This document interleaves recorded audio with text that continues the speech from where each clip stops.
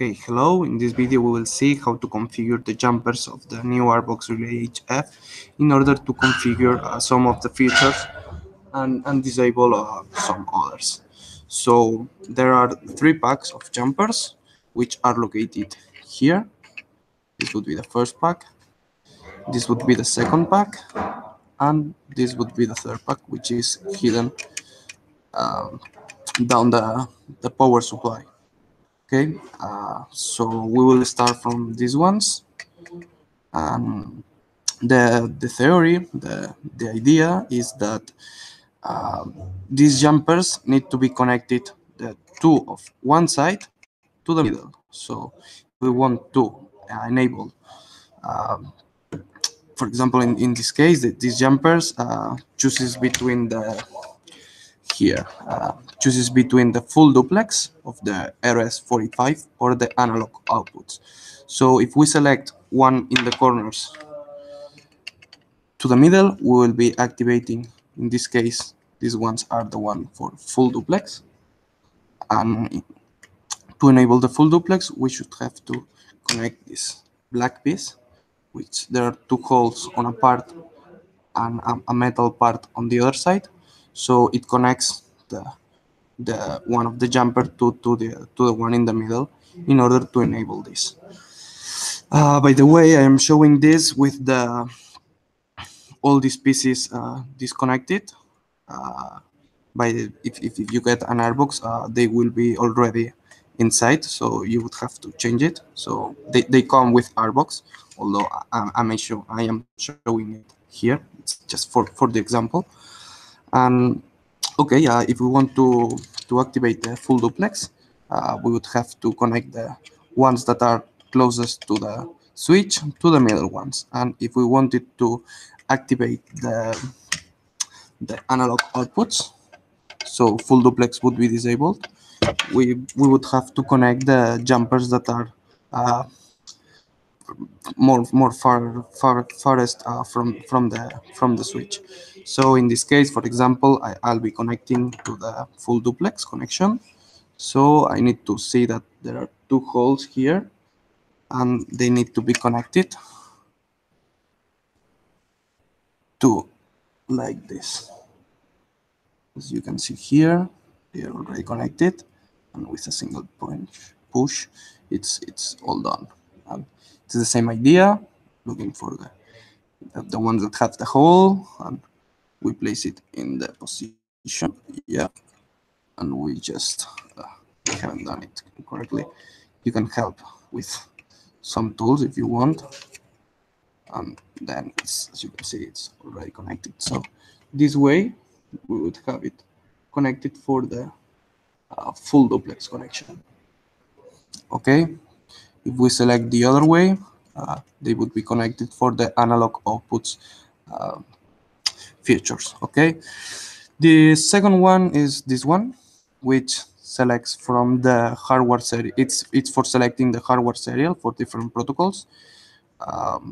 The protocols that select the hardware serial are the RS232 or the 485, which are protocols of communications, and this connects to the pin 01, which is the Arduino Leonardo hardware serial pins. So the ones that are found on the right, they work for the RS232, and the ones that are found on the left, they work for the 485. So as I'm showing here, as I've selected the 485 features of this one, I'll be also configuring this for the RS485. So with the hands or with a tool, you just need to connect here and place it inside, and it's the same idea for reading. So this way, sorry, I told to connect the 485, so I connected for the 232.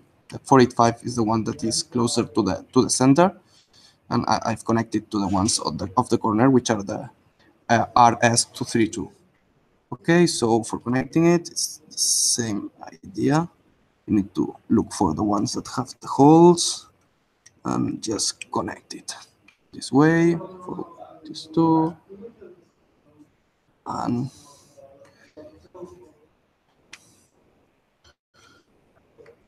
the other ones, which I can do it by hand, so I will use some kind of tool. Okay. Um, okay, and this way is connected for the RS485.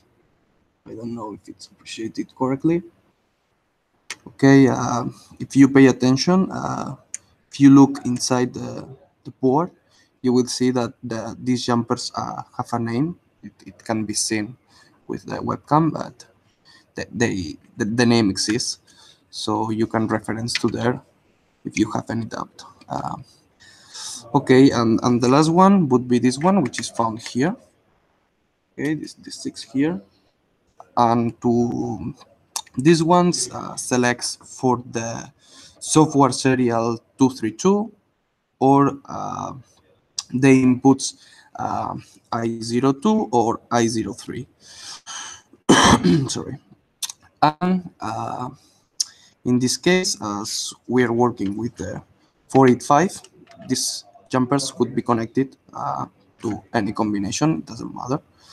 But telling you that these ones on the bottom part are used for the 232, and the ones that are more hidden, they work for the IO2 or IO3. So the input mode, we could say it in a way.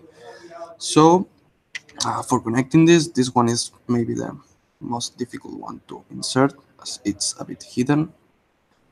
But as normally it only be connected for a certain purpose, the PLC, this jumper configuration will only be done once. So it doesn't matter if it's a bit complicated.